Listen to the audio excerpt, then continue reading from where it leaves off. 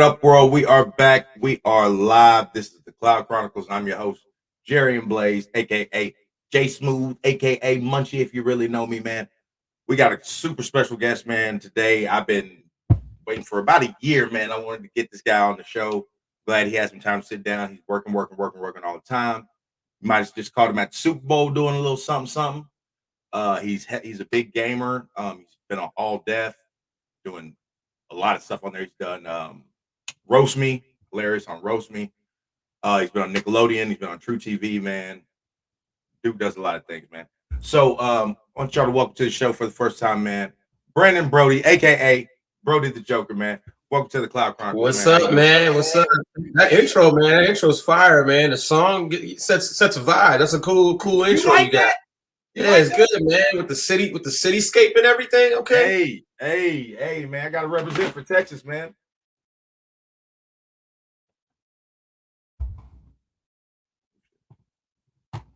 Hold on. Let's see what happened here. Okay. Sorry about that. I don't know what happened there. No, but the intro though, Yeah, man.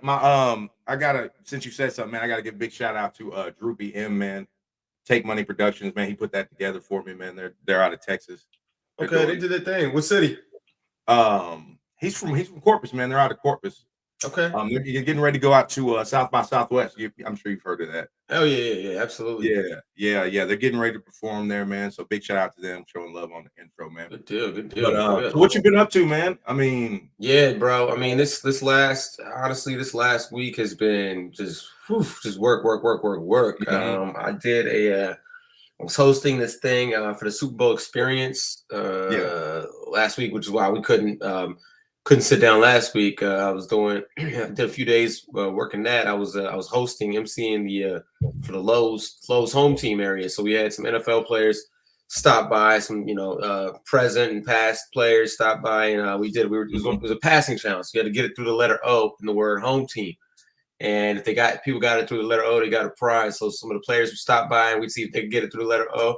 Surprisingly, some of them couldn't get through it as well, So it was kind of funny to see them take their hand at it, but it was cool, The fans got to meet them, take pictures and all that. So doing that, and then I was then I had comedy shows, and then I was doing emceed some corporate thing on a bus for Castrol, which was very interesting. It was like a moving traveling bus type thing. Literally a moving traveling bus, because they were going to they were leaving from their hotel and going to what's it called? Going to some place in like Santa Monica, which is almost like an hour. It was like an hour drive. It doesn't take an hour without traffic, but in LA traffic takes a good hour. So they wanted to put some entertainment, and it was hot as hell on the bus. So these people were just they were getting frustrated and flustered. So it was like, I was kind of almost there to maintain the composure of the group and whatnot, and distract them with trivia questions. And then exactly. What else we doing, man? What else? I saw you had something, a gaming thing. You got something going with Twitch, right? Yeah. That was actually yesterday. I did a thing. Okay. Literally yesterday, I did a thing for the Crown channel, which is Amazon's Twitch channel, basically. Their official Twitch. And I've worked with them before. I hosted this thing called the Ultimate Fire and Ice Challenge, which was last summer, of which basically they had some gamers, some TikTokers, just a bunch of people from social media, and they were playing Fall Guys. And in between playing Fall Guys, they had to do different challenges that required like a fire element or like an ice element. So they had to either eat like super hot wings or drink a Slurpee until they got a brain freeze type of thing, and then play Fall Guys and try to see if they could still maintain, their gaming skill while inebriated off of hot sauce or icy. Yeah, that's a big challenge. So yesterday we did something like basically it was a Smash Brothers challenge. So I was called up because they know that I'm nice with the Smash. I'm like, that's my game. No one can touch me. No one can touch me on Smash. No one can touch me. That's the game, huh? That's the one. Yeah. Hey, don't they? Have you heard anything about the new Mario Kart? Don't they got a new Mario Kart coming out? I mean, I gotta look this up. You giving me some news. Hold on I a sec. thought What? I saw something, man. You know, I follow a lot of those gaming pages. I'm a big gamer Wait a myself, man. second, bro. Because it I doesn't don't even. I don't stream or anything, but I'm a huge gamer, man. I got all Oh the yeah. I try to keep What's your all the game? consoles. I mean, I'm heavy on 2K and Madden. I'm trying to get me the 5 here in a minute. I got the Series X right now. So Okay, gotcha. I've been playing that, man, and it's smooth. Oh I yeah. like that Star Wars game. Did you get to play that one? That last one that dropped? Which one? Where you're Knights. the apprentice, the dude with the orange hair, or Fallen Order, Jedi Fallen yeah, Order. yeah, yeah, yeah, yeah, yeah. Yeah, I played a little bit of that. Yeah. That game's pretty dope. My son actually has that. He's been playing it.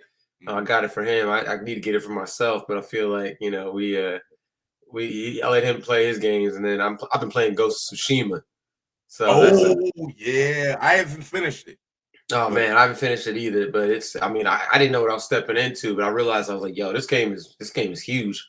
This game is really big. It's like a Japanese Zelda. Well, Zelda is Japanese, but it's like a Zelda samurai, Zelda yeah, basically.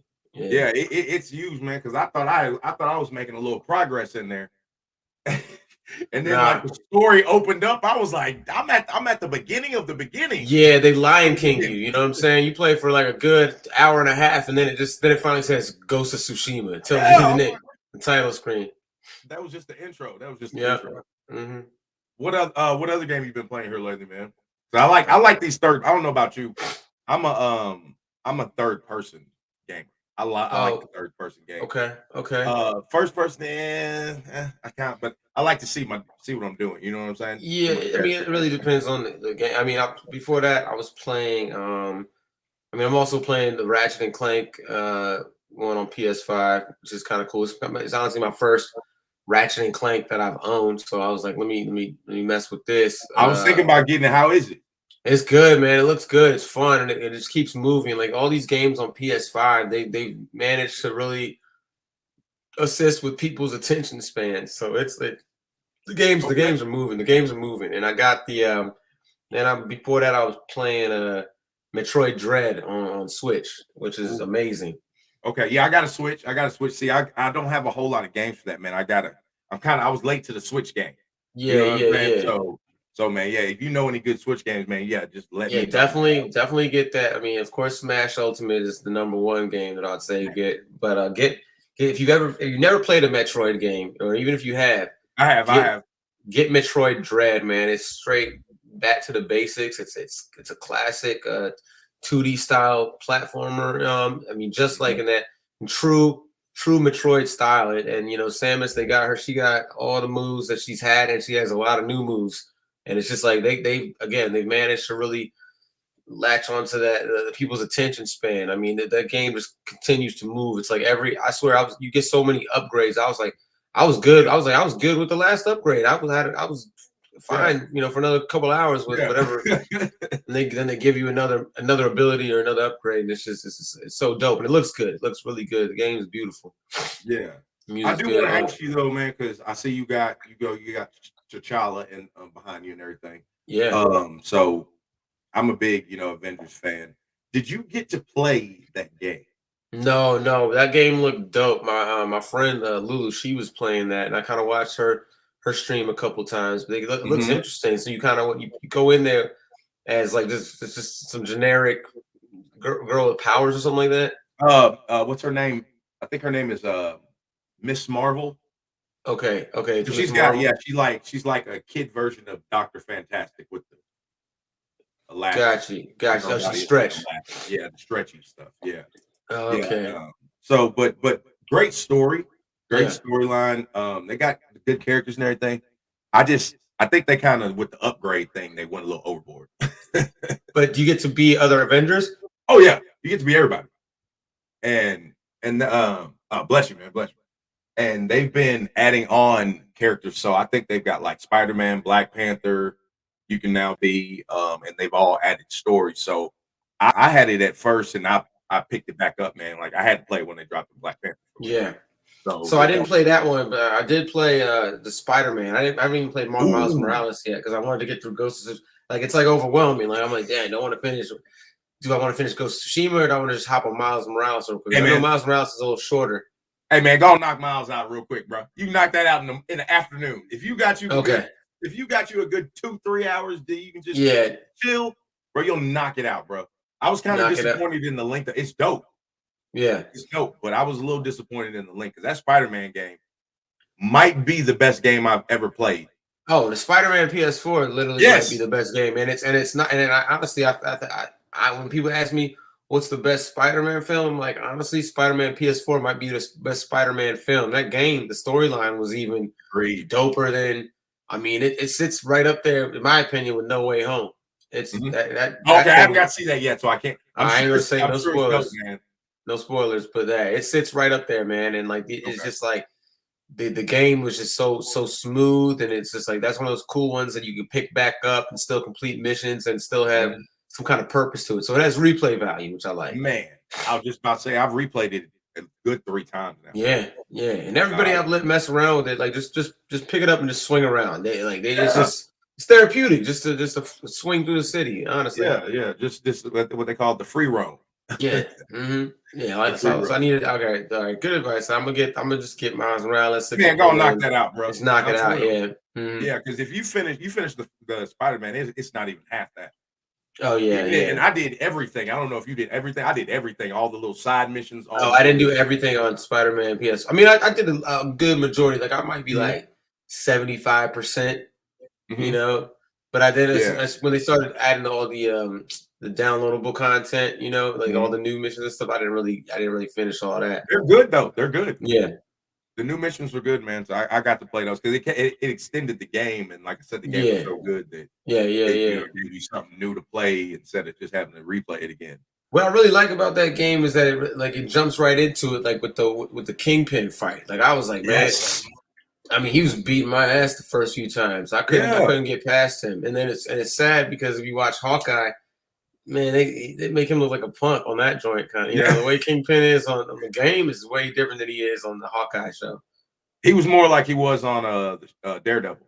Daredevil, They took that Kingpin and put him on the game. Yeah, that dude's gonna fuck you up when it came to the hands, bro. For sure.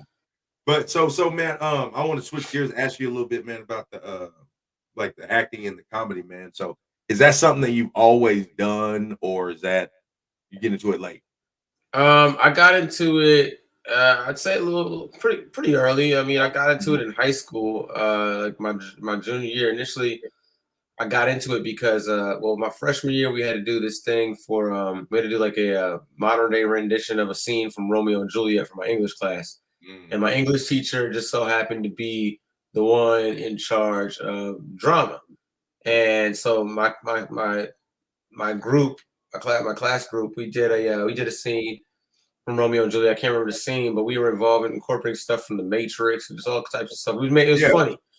And my teacher was like, "You should try out for the play." And at that time, I was like, I thought plays were for losers and weirdos, and like that wasn't like that was my narrow-mindedness. You know, I didn't understand like the scope of what it really encapsulated. So I was like, I kind of passed up on it. And then my sophomore year, we did it was a different English teacher, but she had us do a scene from the Odyssey. And we did that. And I remember doing it. And my group was like, you know, they're telling me like, man, you should get into acting. Like, you should really consider it. And then the teacher was telling me that. And then she even told my previous teacher who was still in charge of drama. And I was like, I don't know. I don't know if it's for me. Because my friends, we'd get home from school and then go hoop and like roast each other. That was me, bro. I was a hooper. I'm thinking, I wasn't thinking it was like really like weirdos doing it or whatever. Like I just was kind of like, I'm a hooper. I can't go act. You know what I'm saying? Like, I mean, well, that was, it was similar to that. Like, I just thought I was in one lane. You know, I didn't understand that. That's how it's that TV, man. You know what I'm saying? All the movies, like if you was a jock, you know, that's exactly right. So I was the funny kid, like in class. Like I'd always crack jokes, and it was to the point like I've been cracking jokes in class since I was preschool. You know, like I was getting kicked out of class and everything. So then finally my junior year, my girlfriend at the time was auditioning for the play, and she told me to come out with her. And she kind of gave me, you know, security to come out. She was like, just do it. It's not going to be weird. It's cool. It's fun and all. You'll enjoy it. So I said, all right, why not? Let me do it. So I auditioned, ended up getting cast, ended up doing the play. My friends were like, oh my God, you're about to be in a play? Yeah. You're about to be in a play. Now these are the guys that are like, they're popular. They're playing varsity football and everything. Like it was very like I was like, oh my gosh. Long story short, we ended up getting to the play. I did the thing, and they were blown away. They were like, "Wow, like you got some skills. Like you should, wow, we can't even hate like that type of thing." Like yeah, they was like nice with it. So yeah. So then it got to so now so now that I had a little kind of like the support of my friends going into my senior year, I felt confident enough to like now I'm doing. I'm starting to realize like, whoa, I really like this. Like whatever this is, I like it. So I started doing our morning announcements. I hosted our pep rally. I hosted our talent show. I ended up getting. I ended up doing another play, another musical, and then the yearbook they gave me biggest comedian. So like all these things were starting to like kind of form me and make me realize like the lane I was supposed to be in. And so after I kind of completed the musical, like on the closing night, my teacher came over to my parents and said, I think he should really pursue this. I think this is something that he could be really good at. And so my dad was on board. He was like, yeah, I agree. Like let's do this. So I ended up going to college. I went to Towson University and I majored in acting, and then I found out they had a film department as well. So I decided, but I'd already done enough classes in the acting. But I was like, I want to do film too. I was like, I want to do acting, I want to do film. So I just ended up double majoring, and it was through that. One of my other homeboys that was a year younger than me, he graduated a year younger than me. He ended up getting biggest comedian in his superlative the next year. So one day, he was on his it was an internship he was doing. He saw on his break at an internship they had sign up for comedy, and so he basically signed up myself and my other two homies, my homie Allen and my homie Gozy was the one that signed us up. And he signed up me and my boy Allen, and I never stopped.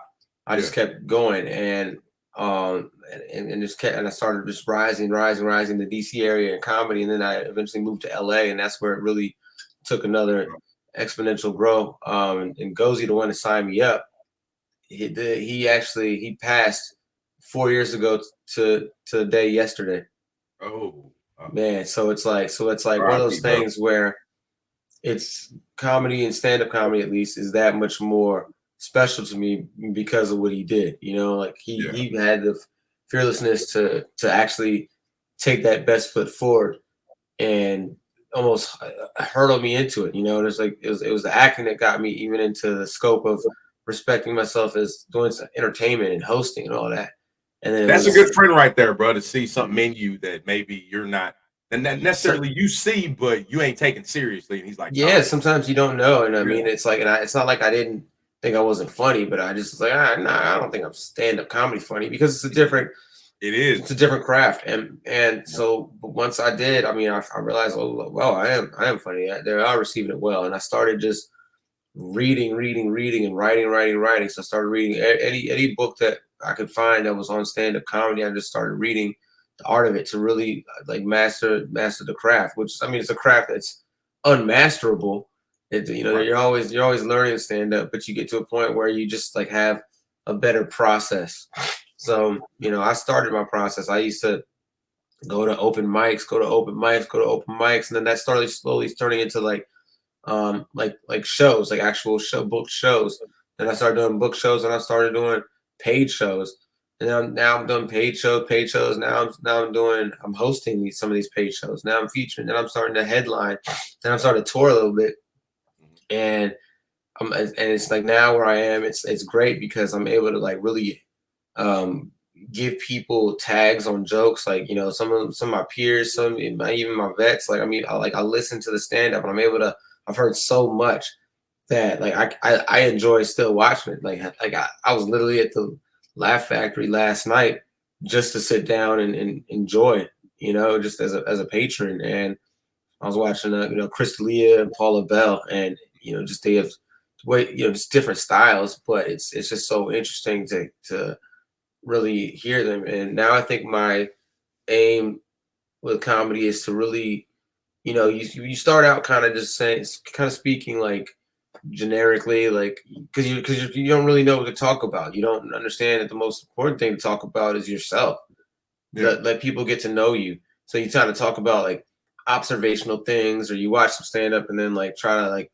emulate like a style or a concept. But then what I think where Chappelle is with his mastery of it is that what can this message do for society?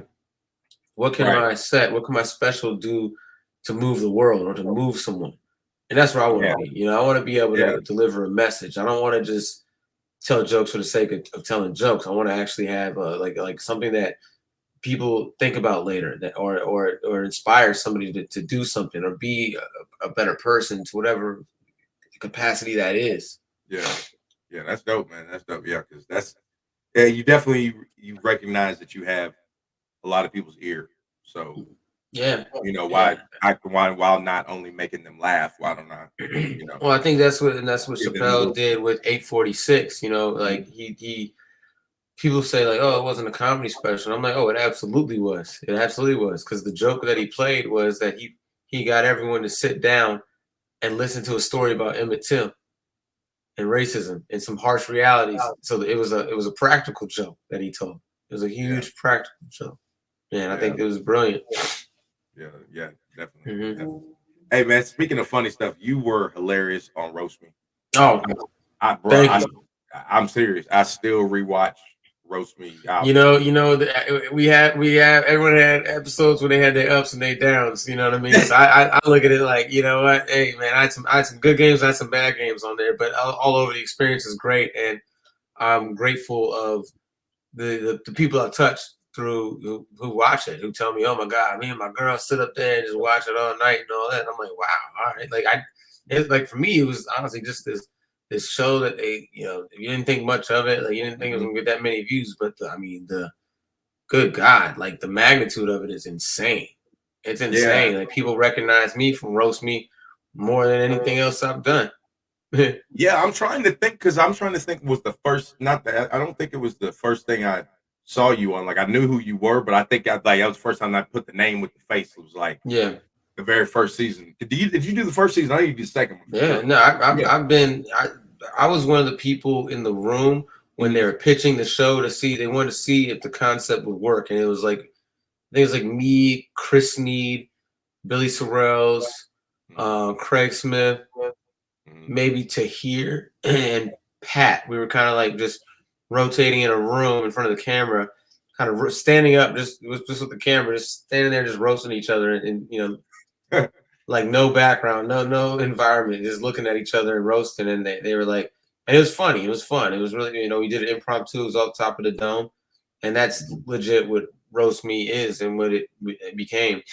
But you know, just more of a, you know, the first season was a little overproduced, and I think that, you know, Pat recognized that, and I think a lot of the people recognized it because we're behind these podiums and we're just I remember rotating. So it was like it was heavily produced, and then I think once it found itself into that classroom setting, that's what felt organic to everyone else. Everyone felt like that's where the roasting came from. You know, you in the class and somebody says something, and they're like, "Oh boy, if you don't get your," and then it really, I think it really blew up from the organic element that was or the direction that it went.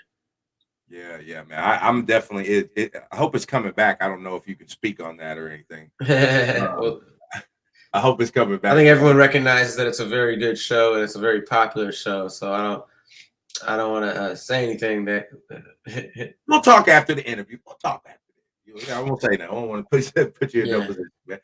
Yeah, that's what's up, man. So listen, I don't want to hold you too much longer. What else you got going on, man?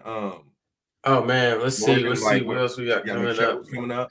Yeah, well, I'll probably be doing some more stuff with I'm actually on tour with my boy Jahan Jones. He's from the DC area, and he's got a comedy tour called You Married That Tour. So we got some more cities and some more dates. I can't have them off the top of my head right now, but some of the cities will be Chicago, I think Miami, definitely will be in LA, DC, Baltimore. So we got a few more cities. We just did Atlanta, and he put together a whole film called You Married That. You know, that has a bunch of comedians, bunch of superstars. Lisa Ray has been going on the news and really promoting it for us. Okay, I've heard of that. I know what you're talking about now. Yeah, So, as soon as you said Lisa Ray, I think I might have heard that on the radio this morning. Yeah. I literally, so I have a role in there. So it's great, the promotion that it's going. I mean, hell, we need to come to Texas.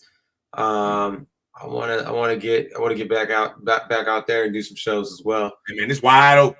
Like Randy Moss right here, bro. Word. It was say less, man. I need come on down here, bro. Pay a visit. Open. Yeah, for sure. That's what's up. Hey, bro. Well, I appreciate you coming on, man. I definitely would like you to come back, do a part 2 whenever you got some free time. Yeah, no doubt. No doubt. It's cool. It's laid back. Man, we could have sat there and talk about gaming the whole time, man. I got some gaming questions out, man. I want to know right. I want to know if you could build a game, like what would it be? And the whole we're gonna talk about all that on part 2 with Brandon Broady, man. This is gonna be dope, man. You got any shout outs you want to give before we get out of here?